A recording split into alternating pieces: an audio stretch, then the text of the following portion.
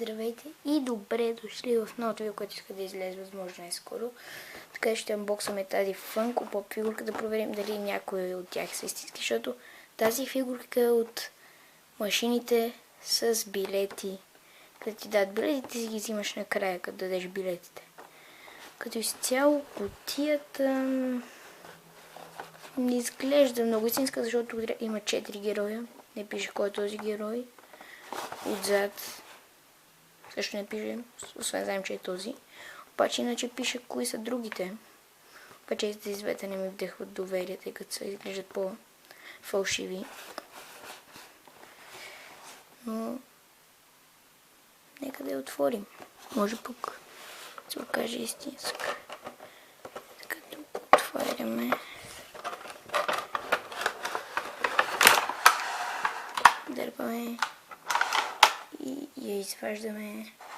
Като изцяло, според мен трябва им да измърда главата, защото съм чула, че това е също вид проверка.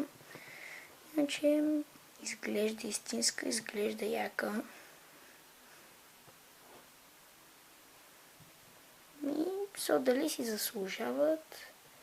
Да, според мен да, ако искате просто някакъв лесен и начин да си вземете Funko Pop.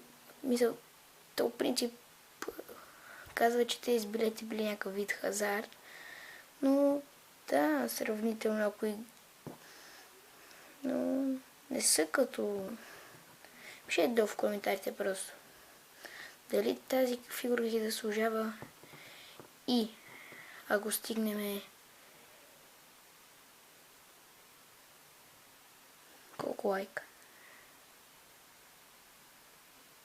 Ако стигнем 50 лайка на това видео, тази фигурка отива на giveaway.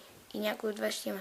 Условията единствено се да се паща нагоре на това видео, да се абонирате и от мен чао.